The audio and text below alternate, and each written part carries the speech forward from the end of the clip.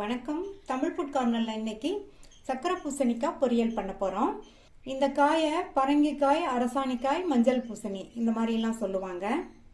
இந்த காயில நிறைய சத்துக்கள் இருக்கிறதுனால உடம்புக்கு ரொம்ப நல்லது. இந்த பொரியலை ரொம்ப சிம்பிளா வேகமா செஞ்சிடலாம். சுவை ரொம்ப ரொம்ப சூப்பரா இருக்கும். இப்போ எப்படி பண்றதுன்னு பார்க்கலாம். இந்த பேன்ல 3 டீஸ்பூன் எண்ணெய் சேர்க்கிறேன்.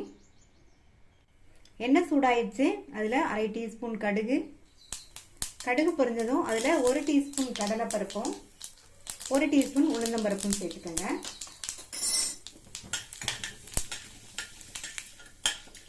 சேர்த்த இந்த பருப்போட கலர்லாம் மாறினதுக்கு அப்புறமா இது கூட 1/4 கப் பொடியாக கட் பண்ண வெங்காயம், 1 பச்சை மிளகாய், இது கூட 2 காஞ்ச மிளகாய் சேர்த்துக்கலாம்.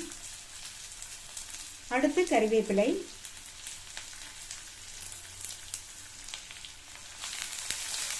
எல்லாத்தையும் நல்லா வதக்கி விட்டுக்கலாம். வெங்காயம் ரொம்ப வதங்க வேண்டியதில்லை. ஜஸ்ட் ஒரு 30 செகண்ட்ஸ் போல வதங்கினா போதும். சக்கரை பூசணிக்காயில் லைட்டாக ஒரு ஸ்வீட்னஸ் இருக்கிறதுனால இதுக்கு காரம் கொஞ்சம் அதிகமாக தான் சேர்க்கணும்.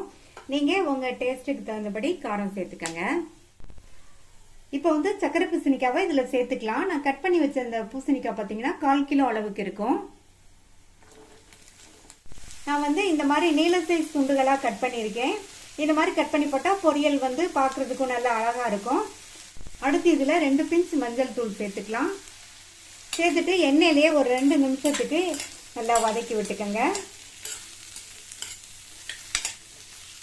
வதக்கியாச்சு. அடுத்து இதுக்கு தேவையான அளவு உப்பு சேர்த்துக்கலாம். உப்பு சேர்த்துட்டு இதில் 1 டேபிள் ஸ்பூன் மட்டும் தண்ணி சேர்த்துக்கலாம். தண்ணி நிறைய சேர்க்காதீங்க.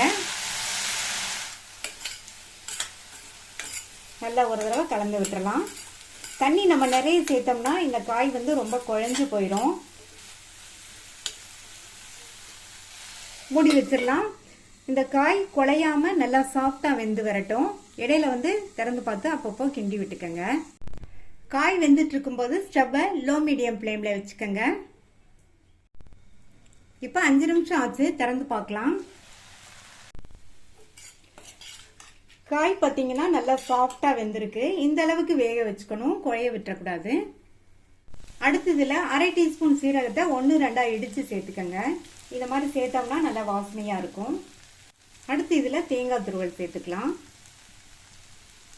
தேங்காய் துருவல் நான் 1/2 டேபிள் ஸ்பூன் அளவுக்கு சேர்த்துருக்கேன்.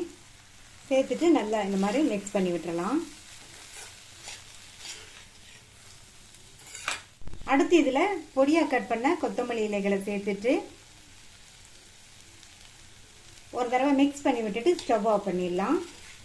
இது எல்லா வகை குழம்பு சாதத்துக்கும் சைட் டிஷ்ஷாக வச்சு சாப்பிட்றதுக்கு ரொம்ப நல்லாயிருக்கும்.